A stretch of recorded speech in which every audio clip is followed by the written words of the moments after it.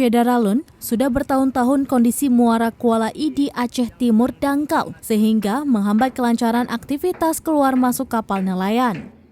Bahkan akibat dangkal dan kapal tidak bisa merapat, terkadang hasil tangkapan nelayan harus dilangsir menggunakan bot kecil dari tengah laut ke tempat pelelangan ikan, sehingga menyebabkan kos yang dikeluarkan semakin besar dan harga ikan anjlok akibat kualitasnya menurun.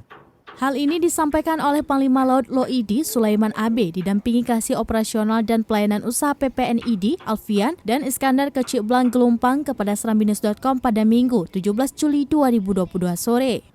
Sulaiman mewakili ribuan nelayan di Kuala Idi berharap bantuan PJ Gubernur Aceh untuk memperbaiki muara Kuala Idi agar aktivitas nelayan lancar. Karena ada sekitar 375 kapal nelayan beroperasi di Kuala Idi untuk menghidupi sekitar 6.000 kepala keluarga.